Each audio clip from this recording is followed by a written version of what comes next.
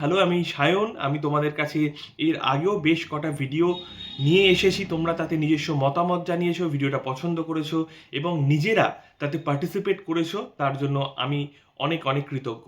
তোমাদের আজকে আমি যে বিষয়টা নিয়ে ডিসকাশন করব, যেটা নিয়ে আগেও আমরা বলেছি কিন্তু অন্য ওয়েতে বলেছি, কিন্তু আজকে সেই দিকটারই পজিটিভ দিক, নেগেটিভ দিক হোক বা কিংবা একটা বিষয় নিয়ে পার্টিকুলার আলোচনা করব। আমি আশা করব তোমরা এতেও ইনভলভ থাকবে, তোমরা নিজস্ব মতামত জানাবে। আজকে আমি আলোচনা করব ভেঙ্কটেশ আয়ারকে নিয়ে। তো এই ভেঙ্কটেশ আয়ার আমাদের দলের একজন অপরিহার্য অঙ্গ হতে চলেছে, এ বিষয়ে কোনো সন্দেহ নেই। যেভাবে এলিমিনেটরে বিভিন্ন রকম ফাইনালে সে যেভাবে নিজে দাপিয়ে পারফর্ম করেছে এবং সর্বোপরি ব্রেন্ডন ম্যাকালামের পর তিনি একজন সেঞ্চুরিয়ান। তো কাজেই তাকে আমরা তো অত সহজে ভুলে যেতে পারি না। এইবার আসছি তাকে যে একটা হিউজ অ্যামাউন্টে কেনা হয়েছে, শুধুমাত্র এই কথার উপর বেস করেই সে যেমন লিগ পর্যায়ের ম্যাচে ভালো পারফর্ম করে, এলিমিনেটর এবং ফাইনাল এই সমস্ত ম্যাচেও কিন্তু সে জ্বলে ওঠে তার বাঁহাতি ব্যাটিংয়ে। সেই প্লেয়ারকে এত সহজে কি করে আমরা ভুলে যেতে পারি? তাই এত ম্যামথ একটা হিউজ একটা অ্যামাউন্টে আমরা কিনে নিয়েছি। এইবার আসি, এই প্লেয়ারকে কি আমরা ক্যাপ্টেন ম্যাটেরিয়াল হিসেবে ইউজ করতে পারি? তো বিভিন্ন রকম প্রশ্নচিহ্ন থাকছে। অনেকে কোনো অভিজ্ঞ প্লেয়ারের নাম বলেছে, ইভেন আমরাই বলেছি, আমরা আমাদের ইউটিউব চ্যানেল থেকেই বলেছি।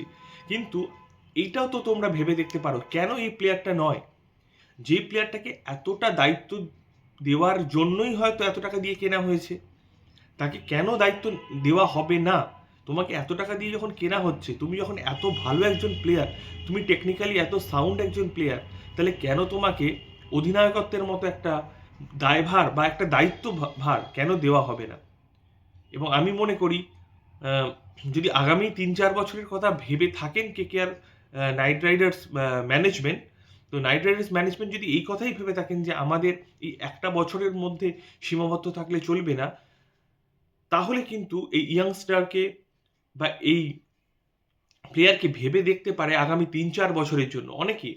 অনেকে রাহানের নাম বলেছে, আমরাও বলেছি আমাদের পেজের তরফে। কিন্তু এটাও ভেবে দেখার যে অভিজ্ঞ রাহানে কিন্তু খুব বড়জোর আর ২ বছর খেলবে, কিংবা যদি এবছর ভালো পারফর্ম না করতে পারে তাহলে হয়তো সামনের বছর নিয়মিত চান্স পাবে না। তো সেক্ষেত্রে তাকে ব্যাটিং মেন্টর হিসেবেও ভাবতে পারে। তো ১ বছর পর হলেও আমাদের বিকল্প একটা অপশন খুঁজতে হবে।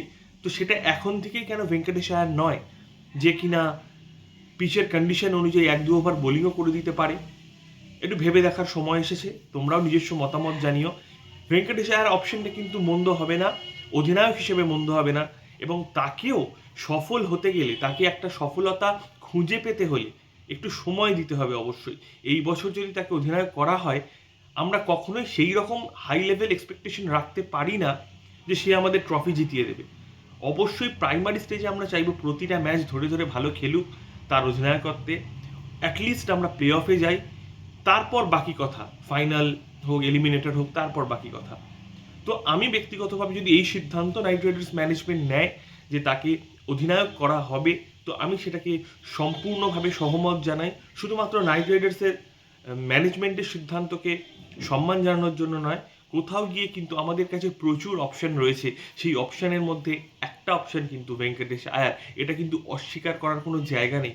কোনো ক্রিকেট সমর্থক হোক, তারাও যেমন অস্বীকার করতে পারবে না, যারা ক্রিকেট হেটার্স বা নাইট রাইডার্স হেটার্স তারাও কিন্তু অস্বীকার করতে পারবে না যে এই প্লেয়ারটাকে নাইট রাইডার্স অধিনায়ক করবে না। এই রকম শিলমোহর কিন্তু কেউ দিতে পারবে না। তো সেখানে আমরা কোন ছাড়? আমরা তো শুধু নিজস্ব মতামতটুকু দিতে পারি, প্রতিটা প্লেয়ার ওয়াইজ ডিসকাশন করতে পারি। তোমাদের কি মনে হয় এই বিষয়ে? অবশ্যই নিজস্ব মতামত জানিও। আমাদের নতুন ইউটিউব চ্যানেল সাবস্ক্রাইব করে দিও, বেল আইকন প্রেস করে দিও এবং যতক্ষণ না নতুন ভিডিও আসে ততক্ষণ stay with us. Thank you all.